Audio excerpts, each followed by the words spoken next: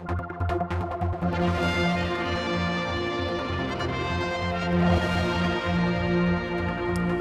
we're up at Douglas Head, and this place hasn't seen a lot of action for a long time, but this used to be the centre of the tourist industry. Maybe, just maybe, this is going to be a new big thing happening again up here, because a film is going to be played. It's all part of the IoM Film Festival. But the great bit is, even though there's flats here now, it's not going to disturb them. And Laura's got all the details, along with Christy. What is this all about? So we just decided that this year we wanted to do something a little bit different for the film festival and take things to the next step. So we gave ourselves a little bit of a challenge and decided to do it outdoors in September, which was a bit of a risk, but hopefully it's paid off. I think you'll be okay. I think it's going to be all right. It's not going to rain. It might get a bit cold, but it's not going to rain. Yeah, well, we have warned everyone to wrap up warm and bring blankets, so hopefully we're covered on that one. So your idea? Actually, it was a really unusual story. I have always wanted to use the space for maybe a theatre production. We used to come and play up here as kids, and I used to hear stories about it being used by my grandma and granddad.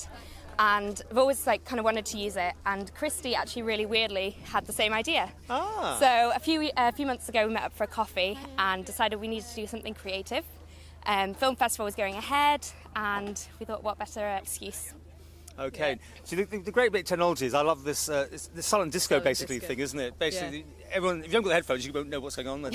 Great idea. Who's that? I know. Well, it was because it was one of the things I'd always thought about when I originally. It was about a year ago. I thought it would be a nice thing to do a film up here, but the issue would have been the noise pollution, especially with the apartments here, because as residents, and we don't want to affect, and the fact it's often, as you can tell, quite windy up here, so it would be difficult to get a PA to produce the sound correctly. So. Yeah, I knew Ben Sowry had the silent disco company, so it just kind of made sense to use the headphones. And as Laura said, the hilarious thing was all of this was mostly in place, and then I bailed thinking it would be far too much trouble. And then Laura came and gave me exactly the same idea again, so I thought, well, if she can do it. No, it's a sellout as well, isn't it, tonight?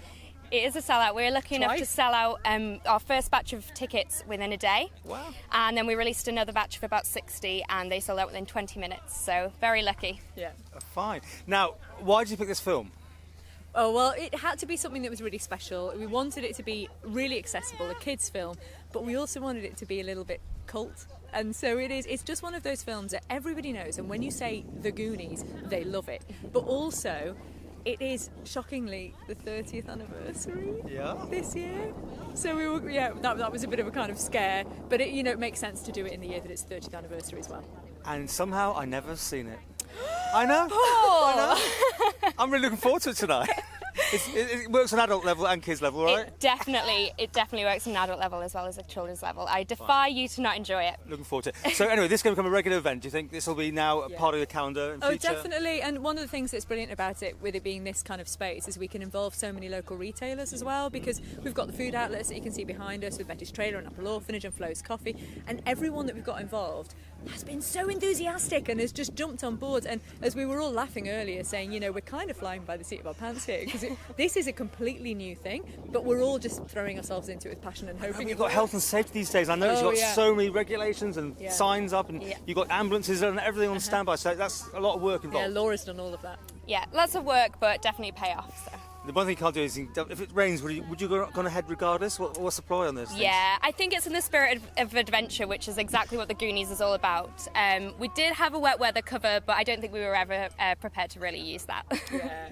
We live on an island. You've got to deal with island weather. We're hardy people, Paul.